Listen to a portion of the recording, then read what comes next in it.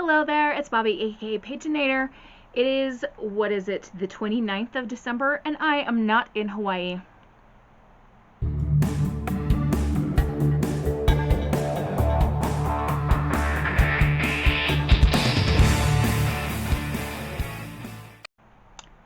I was supposed to be in Hawaii on the 25th through the 2nd of January, and flipping Southwest Airlines canceled our flight, and they were overbooked, so they could not get us there. I was supposed to go with my whole family, and yeah, it's a thing. So I'm back at home, and there were some packages waiting for me at the post office, and then I've also bought a large number of books recently. So we're going to do an unboxing / haul, and it's going to be a big one. Okay, so let's start with some background information on why I'm hauling so many books. Every year, the Bureau of Education and Research does a training on what's new in young adult and middle grade literature and how to use it in your classroom. And every year, I save up money specifically to spend on books I learn about from that training.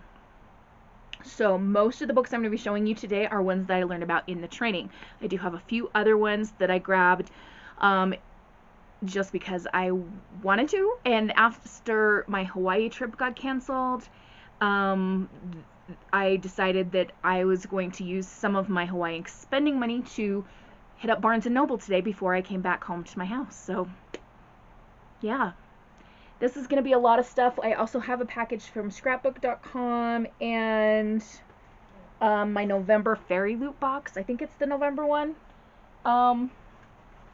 The December one supposedly has shipped, but I don't know. Anyway, so let's start with that one. Let's start with Fairyloot and go from there, right? So as you probably know, I switched to the book-only option, I want to say 4 or 5 months ago. Maybe it's been 6 by now for Fairyloot. Alright, so this is the November box. The theme is The Witching Hour, and here is the theme card. We have the Fairyloot pouch. Let's see. Yep, we've got sprayed edges, kind of a goldenrod color, orangey yellow. We have a Dear Reader letter with an art print here that looks amazing, and I'm asking myself lots of questions already. Okay. Oh, okay. I am a weapon, use me. That's all I can see right now. What? Okay. The Ones We Burn, Rebecca Mix. Have you guys heard of this book? Okay. Oh, looks like we've got a book plate here with her signature, so we can attach that inside. Oh. Okay, so we saw the top of this. Look at this. It's black. And then we have this, like, would this qualify as ombre or just like blended, color blending? I don't know. Anyway, that's cool. Oh, yes, we have art on the end papers. So we've got 2 girls here. Looks like this one is the same one from the Dear Reader card. I don't know if that's what those cards are called, but that's what I always call them. Oh my Lanta. Okay, so we've got more copper foiling here on the front cover and on the spine, and we have a reverse dust jacket. Kind of. Oh, we've got different art on the back of the book and papers. We've got some boys. All right, let's do some investigating. We'll start with the letter from the author. Dear Fairyloot reader, I spent my childhood escaping into books. They saved my life. When my own world was in upheaval, I turned to the faraway worlds of fantasy books where the evil villain was always defeated, the wicked monster slain, and the shining noble hero always won. This is not one of those stories. Oh boy. The Ones We Burn is not a gentle book, but it is, I think, a hopeful one. It's a story of magic, murder, monstrous witches, and beautiful princesses. Yes. But it's also a story about healing, how it often isn't linear, and it definitely isn't easy. It's a story about love, how it saves us, how it dooms us, and how sometimes the most loving thing we can do is choose ourselves. Mostly it's a story about doing what it takes to survive. Seeing my book in Fairyloot is a dream come true. I am so excited and honored to share Ronka's story with you, and I hope you love her as much as I do. 5 years ago I wrote this book for me, but if you need it, I wrote it for you too. Love, Rebecca. Okay, so that doesn't really tell us what the story is. Let's see what the dust jacket says. Adeline Grace has blurbed this book as beautiful as it is fierce. I like Adeline Grace. Anyway, it says, Ronka is tired of death. Now she just wants to be left alone, living out her days in the wild north with the coven that raised her, attempting to forget the horrors of her past. But when she is named Bloodwind, the next treaty bride to the human kingdom of Isadal, her coven sends her south with a single directive: kill the prince. Easy enough for a blood witch whose magic compels her to kill. Except the prince is gentle, kind, and terrified of her. He doesn't want to marry Ronka, he doesn't want to be king at all, and it's his sister, the wickedly smart, infuriatingly beautiful Princess Aramis, who seems to be the real threat. But when witches start turning up dead, murdered by a magical plague, Aramis makes Ronka an offer: help her develop a cure, and in return she'll teach Ronka to contain her deadly magic. As the coup draws nearer and the plague spreads, Ronka is forced to question everything she thought she knew about her power, her past, and who she's meant to fight for. Oh, I think that's meant to say the coup. I pronounced that wrong. I'm so sorry. Soon she will have to decide between the coven that raised her and the princess who sees beyond the monster they shaped her to be. But as the bodies pile up, the monster may be exactly what they need. Okay. Is she gonna fall in love with the princess, or are they just gonna be friends? What's going on with the prince? We saw two boys in the back of the dust jacket. Does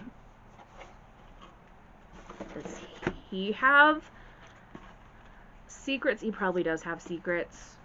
Yeah. Okay, that should be a good read. Sounds a little bit intense, but good. One book down, 900 million to go. Not quite that many, but you know, I have a lot.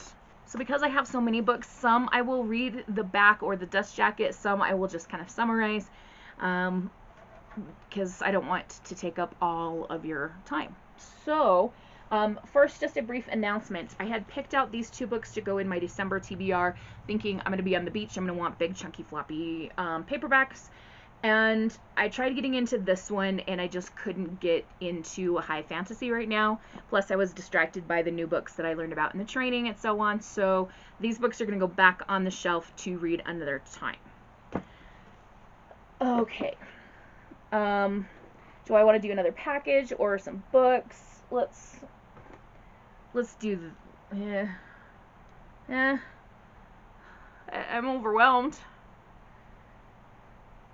Okay, let's start with this one. This is one book.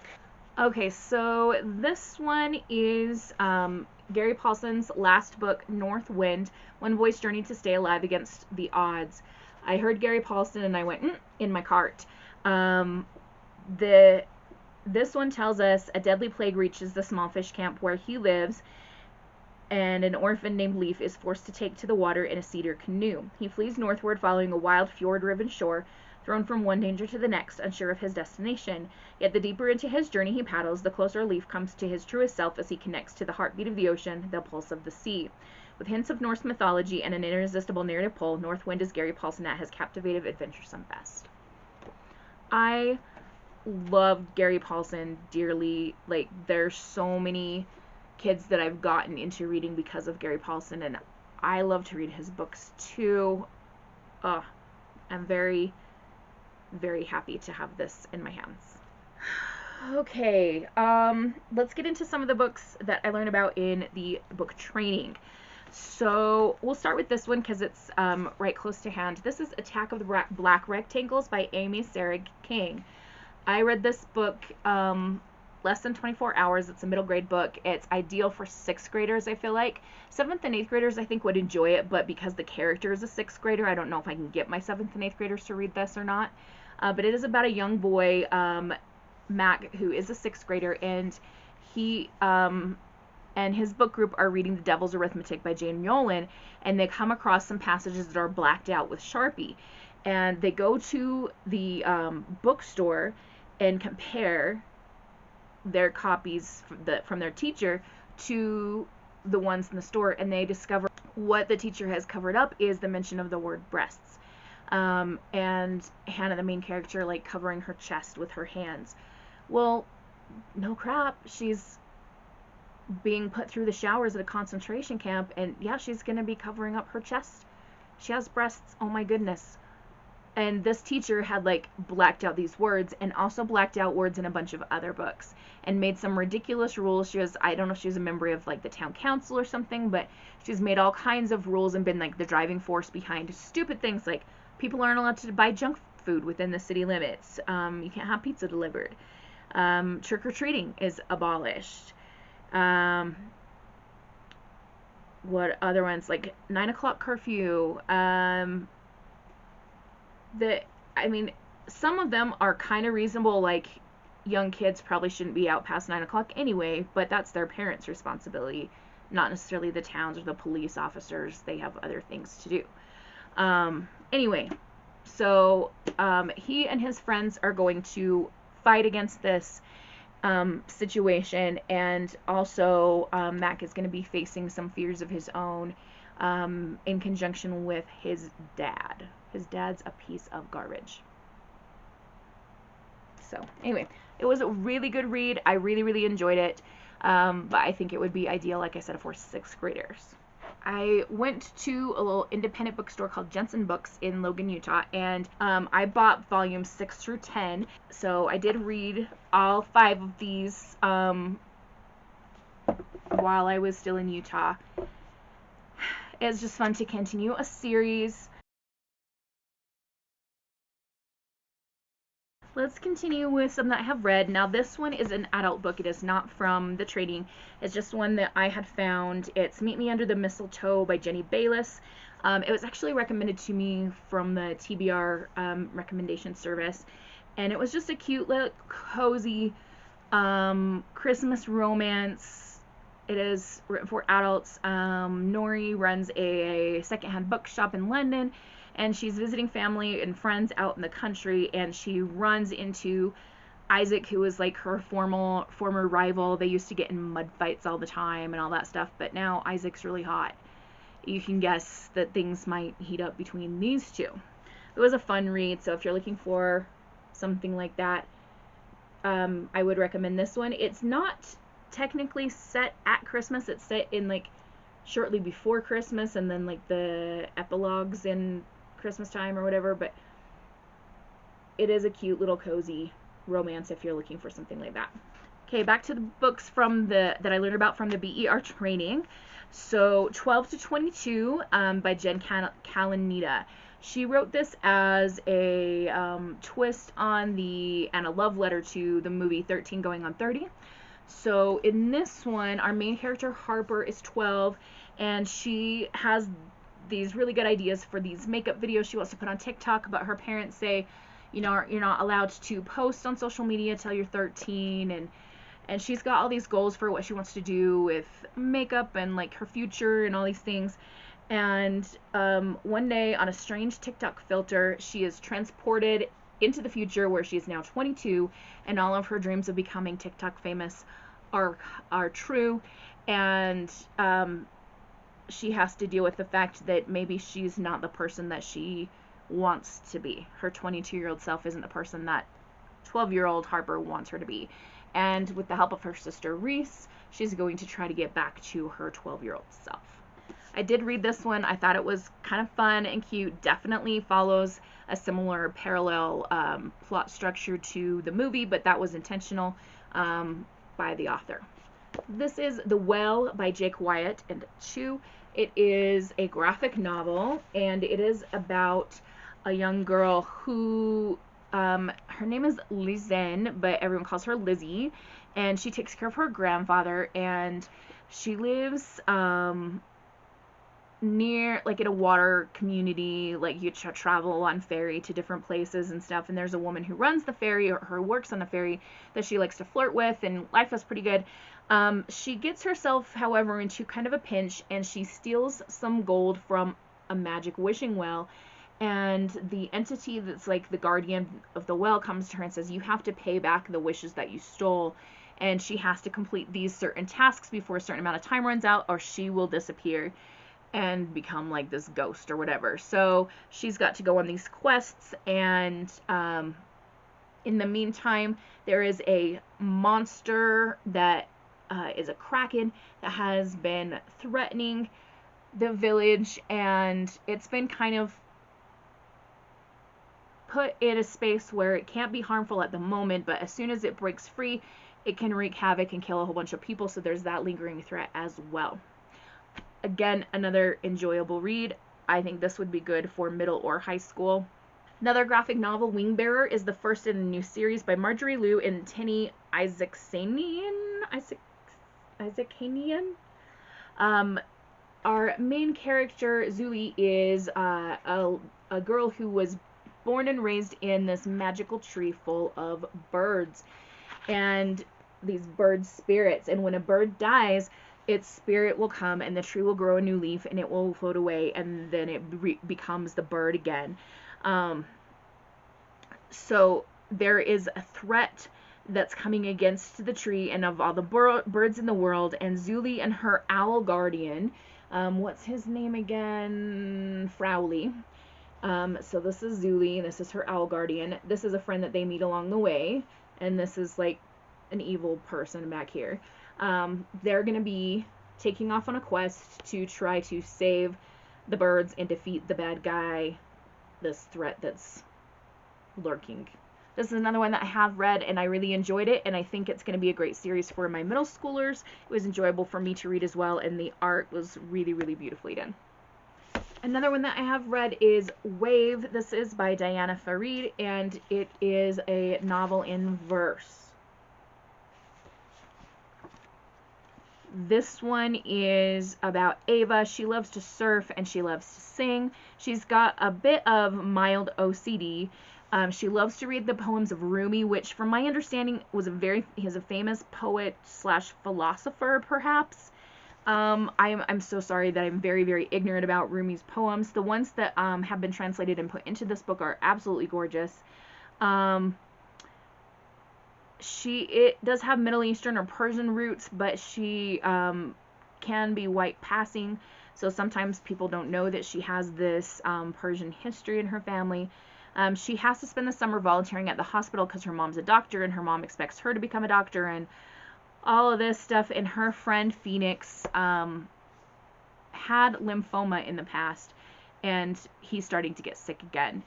So she's really worried about him, and this is set in the 80s. So we have mixtapes, and there's a lot about mixtapes in here.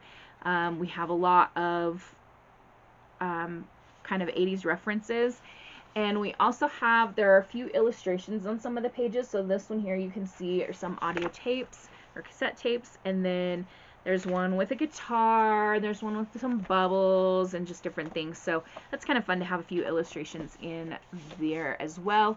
This one might be in a bit of an emotional one, in a tearjerker kind of way, but it's worth the read for sure. I'm currently reading Karthik Delivers by Sheila Chari. It is about this boy Karthik. He delivers groceries for his family grocery store, and his dad's super protective, calls him every 10 minutes or whatever. You better not be stopping for ice cream. Do you need to do this? You didn't get the right mangoes for this customer, whatever. And he's delivered some groceries to this lady who is writing a musical for her, master's degree or something. And she talks him into playing the lead in the musical. And that's all what's happened so far in what I have read.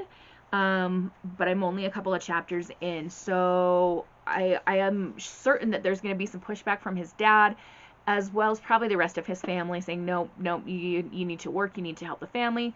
We don't need to be worrying about performing in this play. So that'll be interesting to see. The lady who did the presenting of the training is a middle school librarian and also reads a lot of books for high school, and she's very qualified to do this, and this was on her top 5 list middle school books for the whole year that she had read. So yeah, here we go. Alright, we've got a crap ton more books to go. This next one was recommended in the training, as well as it was recommended to me from the TBR recommendation service. Burn Down, Rise Up by Vincent Tirado. There were only 3 rules to live by for the next hour if we wanted to survive. Before 3 a.m. and no earlier than 2:45, flip a coin 3 times to decide between 2 directions. Begin the journey the minute it is 3 a.m. and chant "We are echo bound" 3 times. Continue in the direction chosen. Do not end the journey before 4 a.m. If you try, you'll become part of the journey. This sounds absolutely crazy. Our main character is Raquel. She lives in the Bronx, and there have been these sudden disappearances that no one can explain, and her crush Charlie's cousin goes missing, and she Raquel notices that her mom's coming down with this strange illness. She's starting to wonder if it's linked to the disappearances. So Raquel and Charlie's are going to investigate together, and they learn that it's all tied to this urban legend called the Echo Game that's rumored to trap people in a sinister world underneath the city. Yeah, it sounds creepy and intense, but also like I want to read it. The Peach Rebellion, Gwendolyn Van Dranen. I've read from this author before. This one is about the Gillies family. Ginny Rose is the main character, I believe. Let me remind myself. Let's see. The Gillies worked the harvest at the Simmons' peach orchard, and the girls were best of summer friends. Okay, so we have Peggy Simmons, whose family owns the peach orchard, and then Ginny Rose Gilly, whose family works the peach orchard. And so years ago they were best friends, but now they're 17, and Ginny Rose and Peggy still are friends, but Ginny Rose and Lizette, which is Peggy's new best friend, just clash with each other. And Ginny Rose's family spent their life migrating from one shantytown to another, and then Lizette is this like privileged banker's daughter, and they're not going to agree on much. It says the one thing Ginny Rose and Lizette do agree on is that Rodney St. Clair is not the right boy for Peggy, but tell that to Peggy's love-struck heart. So from my understanding, this is historical fiction set during maybe the 20s or 30s, when there was a lot more of the migrant farm working going on. Let's see if it tells us 1936. Ugh, stuck in the middle of the Depression.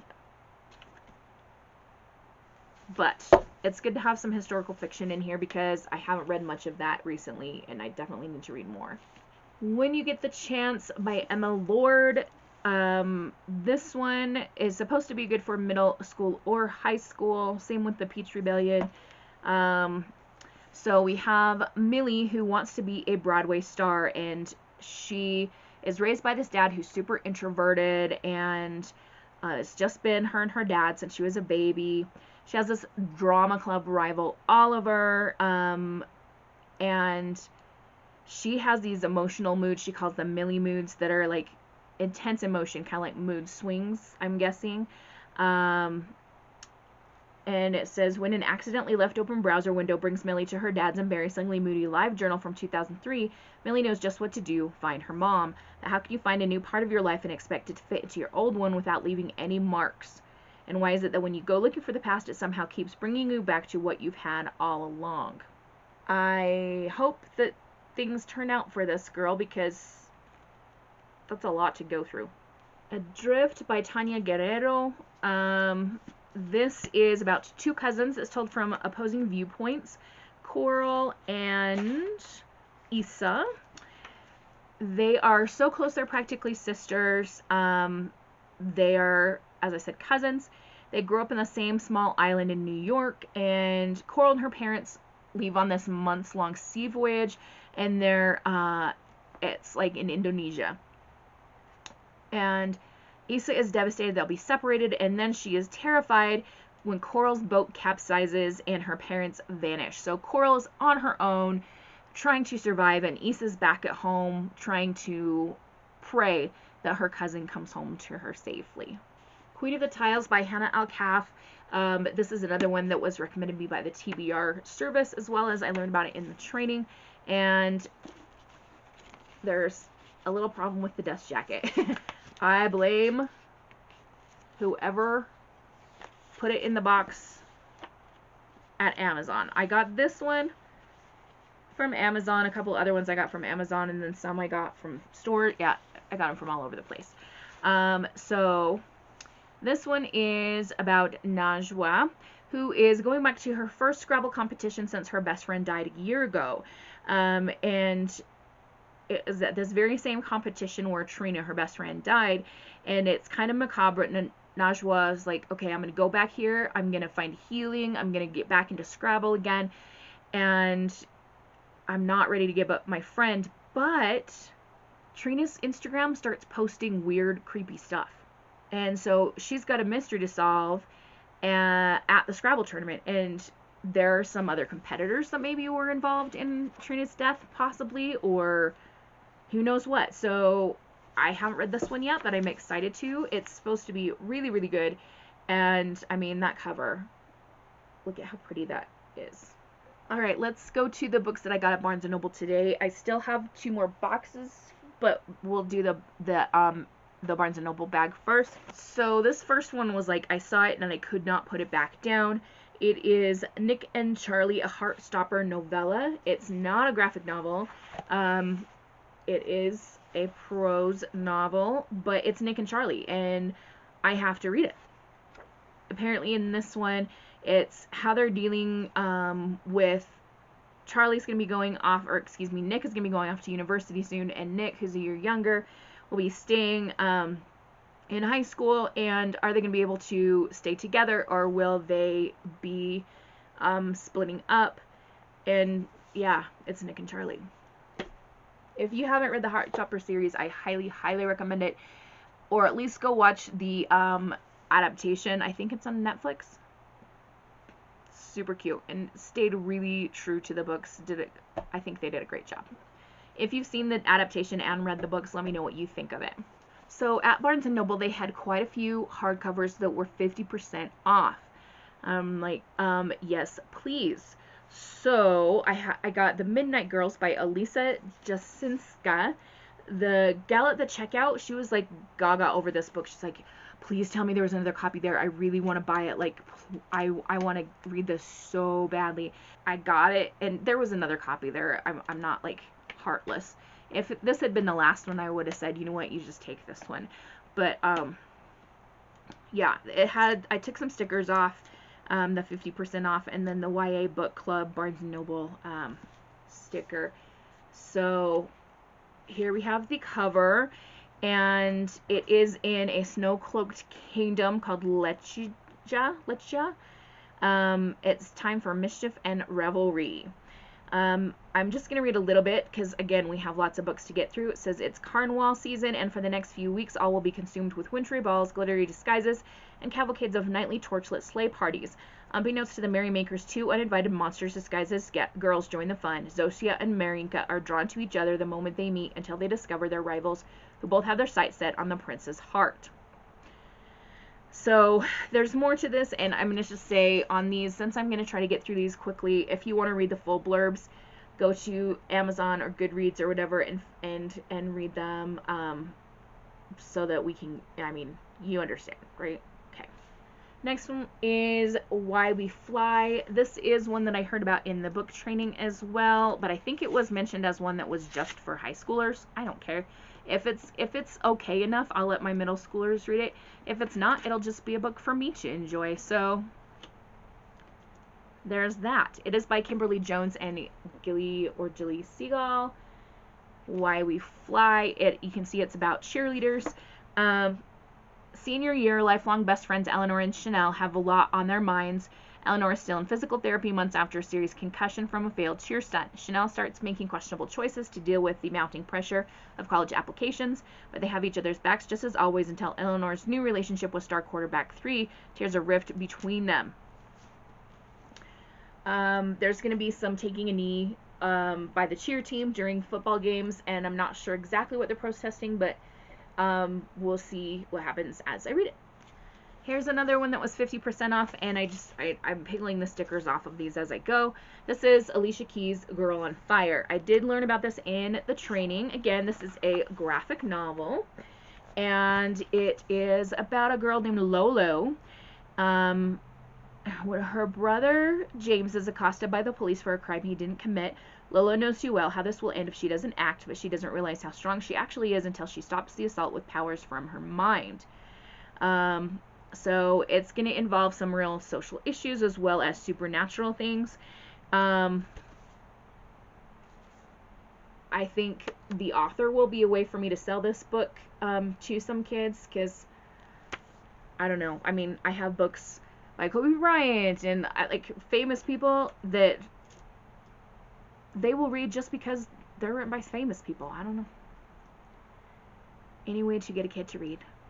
Alright, also on the 50% off table was Gleanings, which is Stories from the Ark of a Scythe by Neil Shusterman. This is the Barnes & Noble exclusive edition. I am not sure how all it is different, but apparently this is short stories in the world of the Ark of the Scythe, not all written by Neil Shusterman. David Yoon, Jared Shusterman, Sophie Lapuente, Michael H. Payne, Michelle Nolden, and Joel Shusterman. So, the Shusterman family plus some other writers are going to tell the stories about our favorite Scythe characters. Maybe Scythe Goddard, or Citron Rowan, or, you know, anybody. Okay, another one from the 50% off table. I had so much fun at Barnes & Noble. I got all these books that I'm telling you about for like $111 because I got so many of them from the thing. Okay, that sticker doesn't want to come off. We'll get it taken care of. But this is Cursed by Marissa Meyer. It is the sequel to Gilded. I have already read this book. I read it on audio, and I wanted to have a physical copy. So when I saw it was 50% off, I was like, yes, please. If you don't know this series, you really, really need to read it in order. You'll be super confused. It is a take on Rumpelstiltskin, but in the way that Marissa Meyer does with fairy tales. Totally turns them on their heads. Not at all what you expect, and there is a really great romance in this series. Aha, victory. The sticker is gone. Have I told you guys a story about when I went to a Marissa Meyer event and what she had the audience do? If I haven't, I'll tell you that story sometime. Okay, I'm getting that like numb in the legs feeling because I've been sitting for so long, so I'm gonna go take a little break and walk around my house for a second, and I'll be right back with you. Alright, I'm ready to start going again. We're still on books that I got at Barnes & Noble today. Let's see, how many is that? 1, 2, 3, 4, 5, 6, 7, 8, 9, 10. 10 brand new books I got for $111 or $112. I think that's a killer deal. Anyway, this is a signed exclusive edition. It was also 50% off, but I have peeled off the sticker. This is by Melinda Lowe. It is A Scatter of Light. I really like Melinda Lowe. I read Last Night at the Telegraph Club, and this is a companion to that. Last Night at the Telegraph Club is a sapphic romance, historical fiction. It's won all kinds of awards. It is dark. There are some really dark things. So if you're going to read it, like, know that going in, like, not everything's going to be sunshine and rainbows. But it's going to be worth the read. It's really beautiful. It's hard. This one is, it says, a masterful queer coming-of-age story set against the backdrop of the first major Supreme Court decisions legalizing gay marriage. So it's about a girl named Aria who is going to summer on Martha's Vineyard with her best friend, and it's like before college, their kind of last hurrah. But it says, but after a graduation party goes wrong, Aria's parents exile her to California to stay with her grandmother, artist Joan West. Aria expects boredom, but what she finds is Steph Nichols, her grandmother's gardener. Soon Aria is second-guessing who she is and what she wants to be, and a summer that once seemed lost becomes unforgettable for Aria, her family, and the working-class queer community Steph introduces her to. It's the kind of summer that changes a life forever. So this is almost 60 years after the end of the last Night at the Telegraph Club. And we have some kind of cool end papers here. There's, like, constellations, which I like. Ah, since there was cool end papers, I thought, oh, I'm going to look at this on the book cover, and it has some foiling here, and it says, the art is greater than you and your feelings. You have to serve it. Oh, yep. And here is the signature right there. This next one caught my eye because of the author. It is by Cookie O'Gorman, who wrote Adorkable, which I just adored that book. It was adorkable. Imagine that. Cupcake is the name of the book, and I want to read a little bit of the back to you. You're thinking this will be just one more story of the ignored big bone girl who sheds her glasses and a few extra pounds and finally attracts the notice of the most popular guy in school. Except it isn't, because I'm not unpopular, not all that ignored, and I love the way I look just as I am. Then someone puts my name in for homecoming court, and the bigger surprise, people actually vote for me. Now I'm a princess, whether I like it or not, but the guy I'm paired with isn't exactly Prince Charming. Reese Castle is the strong, silent type who always wears a frown. He certainly never smiled at me. I'm 99.9% sure he hates being on court and being my partner, but surprisingly, he doesn't switch when he gets the chance. Turns out Reese has a secret, something that makes him run hot and cold through the entire 3 weeks of homecoming festivities. Whether he's stepping on my feet during dancing lessons or gallantly escorting me through the homecoming parade, I can't get a read on this guy, and for the first time I find my confidence wavering. But there's more to Reese than meets the eye, and the more the spotlight shines on me, I realize there's more to me too. So I did read the whole thing on the back to you. I'm sorry, I just got excited. I did notice that my copy has a little bit of a broken cover here. I'm not super mad about that. I can like firm it up with some tape and stuff, and it's paperback. I mean, you can't be too precious about things, I suppose. Let's see who texted me while I was reading that to you. My sister. Aww. So my sister decided to take her sons. Her and her husband decided to go road trip since our Hawaii trip got canceled, and they went to Arizona. I'm not going to show you the picture with my nephews in it, but I will show you this picture she just sent me. Look at that. Like, is that the Grand Canyon? Oh my gosh. That's so beautiful. I'm going to have to text her back. Pardon me, please. Alright, 2 more books from Barnes & Noble. Don't get excited. We're not done with the video yet. We're so not close to being done. Okay. Some of you are like, yes, more videos. And then some of you are like, get on with it. Okay, this is the last 50% off sticker that I have to peel off. So, this is Howl by Sean David Hutchinson, which I have read from before. What have I read? We Are the Ants. I read from him, and The Past and Other Things Should Stay Burned. I think I read that one. This is about Virgil, who was attacked by a monster. Of course, no one in the claustrophobic southern town of Merritt believes him, not even after he stumbled into the busy town center, bleeding, battered, and bruised for everyone to see. He'd been drinking, they said. He was hanging out where he wasn't supposed to. It must have been a bear or a badger or a gator, definitely no monster. Virgil is certain that it wasn't any of those things, and I'm not going to read the rest of it to you because time, but, I mean, this sounds interesting, and, yeah. The Howl was the name of the Halloween party that is had at Utah State University every year, where I went to college for my undergrad, and that word always is going to make me think of Halloween. Howl. Memories that I should probably forget. Alright, last Barnes & Noble pick. This is Squire by Sarah Alfagi and Nadia Shamas. This is another one I learned about in the training from BER, and it is about Aiza, A-I-Z-A. She's always wanted to be a knight, but she is a second-class citizen, and a knight is the highest military honor that you can have in this empire. And it says, this is her only way to full citizenship, is to become a knight, because she is a second-class citizen. She's a part of these people that were recently colonized. So it says, now ravaged by famine and mounting tensions between the different provinces, her kingdom finds itself on the brink of war once again, and Isaac can finally enlist in the competitive Squire training program. It's not how she imagined it, though, hiding her Ornu status. Ornu is her people that are like second-class citizens. In order to better blend in, Aiza must navigate new friendships, rivalries, and rigorous training under the merciless General Hende. So will she survive the training? Again, it is a graphic novel. Here's like a little sample of the art style there. And I know that when I was looking this up on the Barnes & Noble site this morning, before I went to the store, this had won some award or like was nominated for something with like one of the best graphic novels for young people. It is young adults, not middle grade, but like all books, if it's appropriate, I will let my middle schoolers read it. That's what I do.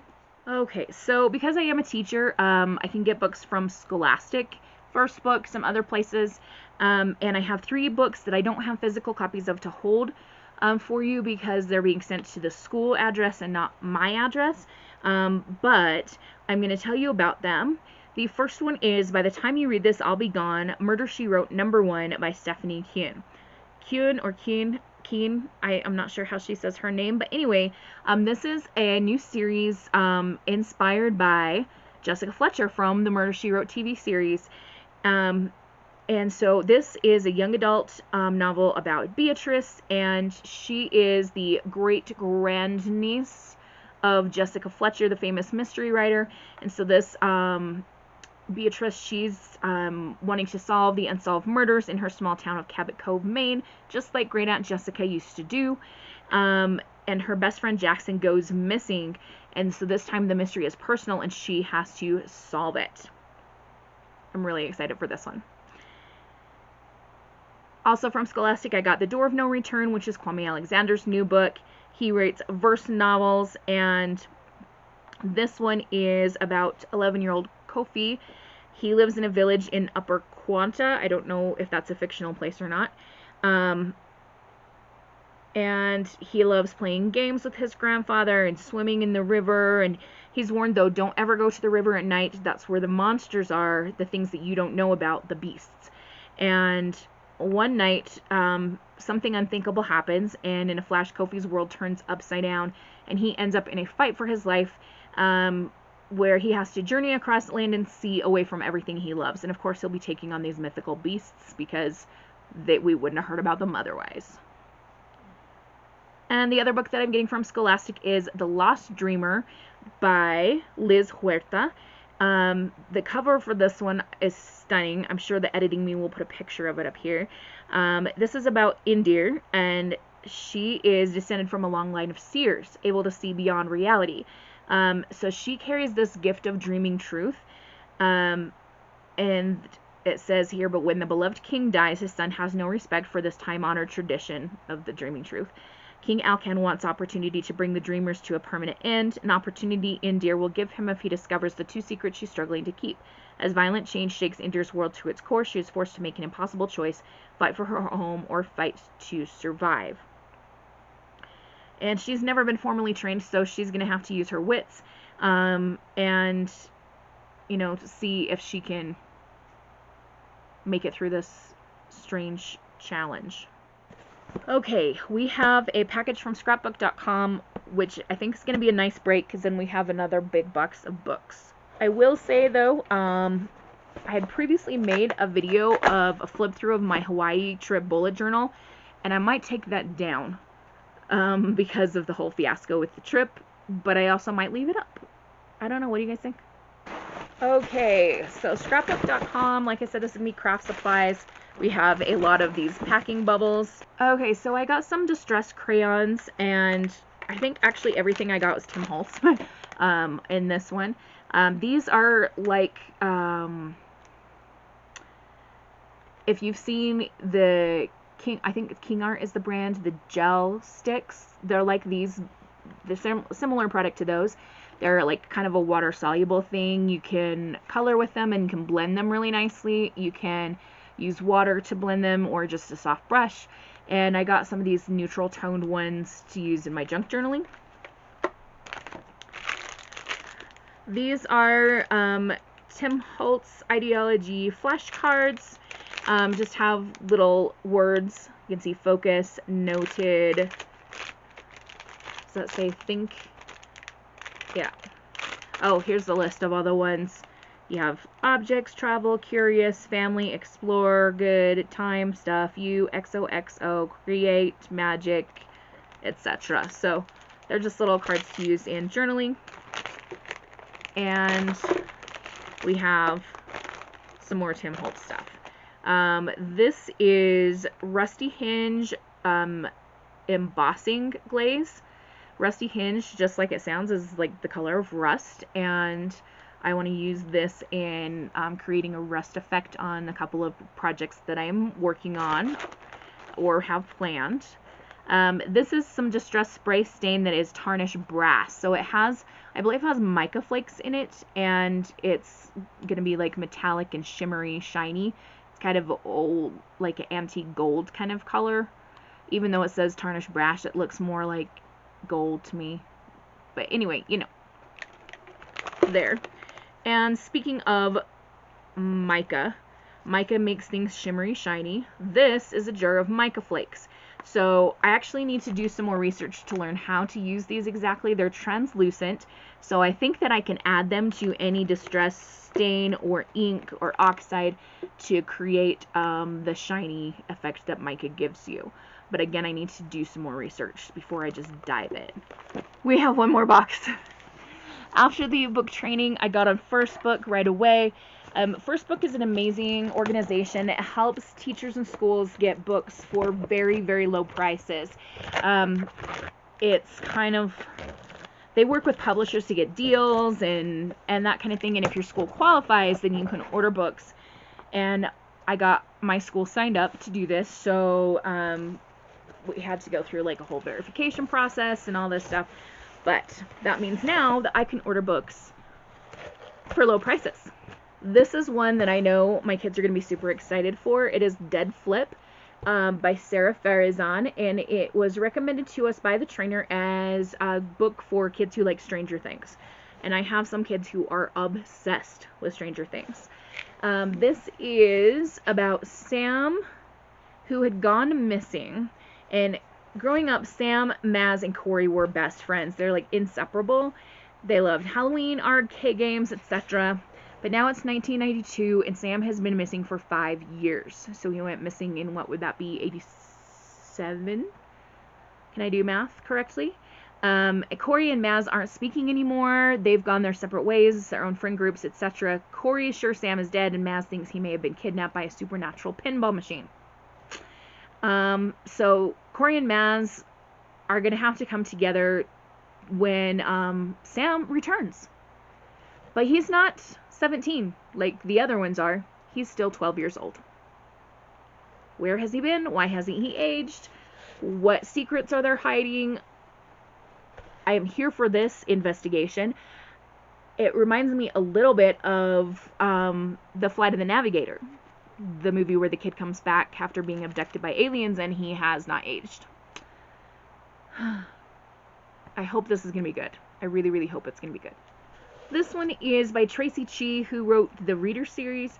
1,000 Steps Into Night. I was just notified today that my Libby app has this up for me to listen to, so I'm really excited to listen to it. It is about Miyuku, and let me remind myself. In this realm, gods, monsters, and humans exist side by side. Miyuko is an ordinary girl resigned to safe, if uneventful existence as an innkeeper's daughter, but she's cursed and begins to transform into a demon with a deadly touch. So she's embarking on a quest to reverse the curse and return to her normal life, and she's going to be aided by a thieving magpie spirit and continuously thwarted by a demon prince. She has to outfox tricksters, escape demon hunters, and negotiate with feral gods if she wants to make it home again. 1,000 Steps Into Night. Will she decide that she likes the power that comes with being a demon? Will she want to change back? I don't know. This little tiny book is Inheritance by Elizabeth Acevedo. It is titled A Visual Poem. So it's part graphic novel, part verse novel. It's kind of like just a poetic children's book almost. Elizabeth Acevedo is an auto-buy author for me. This one says, some people tell me to fix my hair, and by fix they mean straighten, they mean whiten, but how do you fix the shipwrecked history of hair? In her most famous spoken word poem, award-winning author and poet Elizabeth Acevedo celebrates the beauty and meaning of natural black hair. Her words vibrantly illustrated by artist Andrea Pippins, this powerful book embraces all the complexes of Afro-Latinidad, the history of pain, pride, and the powerful love of that inheritance. Now, I cannot identify with having this kind of hair, but I have students who do. And I think that they would like to read this book. Similar to Frizzy by Claribel A. Ortega, which is a book that was featured in the training, but I had already read. I read an arc of it and then immediately ordered it. And it's also about a young girl who wants to have natural hair, and her mom is always telling her to straighten it, to straighten it, to straighten it. And how does she go about doing that? So definitely these two books would be paired really well together. Here we have Different Kind of Fruit, and I'm mad at the cover designer. These kids look younger than middle school, but this is a middle school book. Annabelle is a 6th grader, and she thinks that everything's going to be the same, but the first day of school delivers this big surprise, this new kid named Bailey, who has a cute smile and nice hands. How can someone even have nice hands?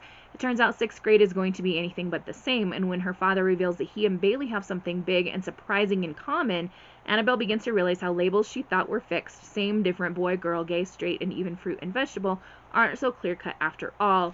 The presenter said something about maybe there were some trans characters in here, so I don't know if that means Bailey's trans, the dad's trans, they're both trans. This is by Kyle Lukoff, who wrote Too Bright to See, which I absolutely loved. It was also about a trans character, and it's very clean, very appropriate. So if you're looking for a read for maybe a younger person who's wanting to read about trans characters, look for this author, Kyle Lukoff. I'm suspecting this one is going to be the same, just very, very clean, but still like dealing with the issues of transgenderism or queerness or whatever that people are facing. And we need to be able to read about these characters in all different levels for kids, like middle school, high school, adult, etc. You know what I mean? Middle schoolers don't need to look for like those books about queer kids having sex all the time if what they really need is how to be queer in middle school. Does that make sense? Does that make sense what I'm saying? Alright, here we have The Civil War of Amos Abernathy by Michael Laley. And you can see our character has a pride flag on his shirt. This is about Amos, who loves history, and he has been volunteering at the Living History Park as a historical reenactor since he was old enough to walk. Ben is the newest, and if you ask Amos, cutest volunteer. They're kind of friends. Oh yes, okay, now I'm remembering. Okay, so Amos is doing this research project, and he learns about Albert D.J. Cashier, a Union soldier from the Civil War who might have identified as a trans man if he lived today. So Amos starts writing letters to Albert, to this historical soldier, in his journal, and the LHP, the Living History Park, needs ideas for a new exhibition, and he's going to suggest to share Albert's story and share some queer history as part of this Living History Park. Alright, we've got more bubble wrap I need to get rid of. I appreciate that they're protecting the books. Okay. Oh, this book. Okay, Jennifer Chan is Not Alone. I finished the audiobook of this today while I was driving home. It is so good. It's by Take Heller, and at the end of the book there is a prologue note from the author who talks about herself, her experience with bullying in middle school, and how she used this book as a way to heal. She was actually able to interview and confront some of her bullies in the process of writing this book, and it is so beautiful. So it's about Mallory, our main character. She hears these rumors about this new girl, Jennifer Chan, like she's super weird, like she's a spy or an assassin or something. Like, we don't know what she is. You know how rumors go around about new kids at school, right? Well, her mom is friends with Jennifer Chan's mom, and so they end up meeting, and Mallory learns that Jennifer Chan believes in aliens. Like, seriously, she keeps notebooks about all her thoughts about aliens. She's researching how to contact them, and Mallory, as part of the popular clique, knows that this isn't going to go well with kids at school, so she's trying to, like, let Jennifer know, you gotta be careful about who you talk to about this kind of stuff. And then we start to be told the story in now versus back then, and Jennifer Chan has gone missing. And so Mallory and some friends or girls that she used to be friends with before she became popular, are going to try to find Jennifer, and we're starting to get flashbacks from what happened before Jennifer disappeared, and how Mallory was a big part of the problem, and how bullying was a big part of the problem. And it's such a good book. It was such an emotional read too, and I was not bullied to the extent that the character here was, or the author here was, but there were instances, and there were things that I related to really hard, and I know that a lot of my middle schoolers can relate to the experiences that these characters have, unfortunately. I wish I could wave a magic wand and make it go away. But maybe the next best thing would be to be able to put a book like this in their hands and say, this person went through this, and they turned it into something that they could heal from. I don't know. It's such a hard thing. I fight against bullying all the time, and some things I know I've been able to stop, and other things, like, the kids are so sneaky. But I don't know. I better not get on that train, because I won't stop talking about it. This book I got for my lower level readers. It is a graphic novel, but it's also, I think, gonna appeal to some of my lower readers a little bit more. The First Cat in Space Ate Pizza. This is about a cat that goes to space to save the moon from being eaten by rats. And the cat has to team up with a queen and a robot, a toenail clipping robot. And you can bet that he ate pizza. This just seems like a funny, silly story. I mean, kids love books about animals, so cat on the cover is a good sell, and graphic novels always do well in my classroom as well. So I'm excited to tell them about this one, and probably read it myself too, because I like silly books. We have 3 books left. We're getting close, you guys. So we have Nikhil Out Loud by Malik Panchali. This is another middle grade. It is LGBT+. 13-year-old Nikhil is proudly out. He is also a beloved voice actor for Raj Ready on the hit animated series Raj Ready in Outer Space. And his mom says, you know what, we're going to move to small town Ohio to take care of your grandpa who's sick. Get ready. And he's like, oh boy, I'm not excited about this. He gets the lead in the school musical. A lot of people think it's because he's famous. And he has stage fright, so he's worried that people will think he's a fraud. A group of conservative parents start to protest having an openly gay actor in the starring role of the school musical. Gag me. Some people are garbage, whatever. And Nikhil feels like his life would be easier if he could be Raj Ready, his television character, full time. Also, his voice is starting to change, so will he have his job for the rest of the series, or will someone else come in and replace him? I'm really, really excited to read this one. This box from First Books just came today, or was on my porch when I got home, and I've been thinking about this book a lot, as well as the next one I'm going to show you. So this one is Cameron Battle in the Hidden Kingdoms. It is not very common recently to have a boy on the cover of a fantasy book, but we've got one here. This is by Jamar J Perry, and it says, Cameron Battle grew up cherishing the Book of Chidani stories about the fabled kingdom that cut itself off from the world to save the Igbo people from danger.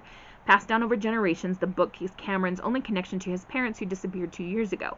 When Cameron and his best friends Zion, and Aliyah decide to open the forbidden book, they are magically transported to Chidani.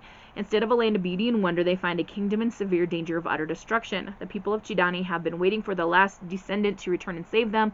Is Cameron ready to be the hero they need?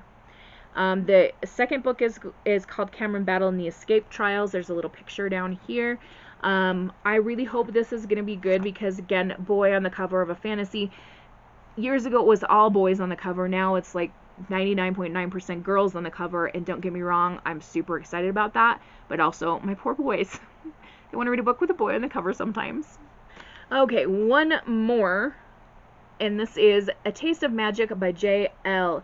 Daniel Clayton blurbed this and said, "It's delightful and charming. A taste of magic bursts with adventure, mischief, and so much heart. Readers will turn ravenous for all things magic and their opportunity to enroll in Park Row Magic Academy." So this one is about Kiana, and she has just found out the family secret that she is a witch. And this means lessons every Saturday at the Park Row Magic Academy, a magic school hidden in the back of her local beauty shop.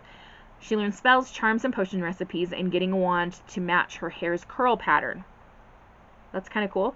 Kiana feels like she's part of something really special. The hardest part will be keeping her magic a secret from non-magic folks, including her BFF, Nate. The school starts to lose funding, and she is determined to not let it close, and she decides to enter this baking competition to win a huge cash prize, and she's going to learn how to make the best desserts around so she can win the baking competition and save her magic school. We made it! Yes, I am certifiably insane. Or no, this is what my friend Andrea is going to tell me. I have rescued many books from living boring lives on the shelves of bookstores. I've rescued them. Yes, that's what I have done. So I've got to write down a whole bunch of books on my haul page in my bullet journal, and I've got some other stuff to do, so I'll have to unpack all of the suitcases and things. I guess I better go get on that. In the meantime, have a wonderful, magical, and bookish day. Happy reading. Adios.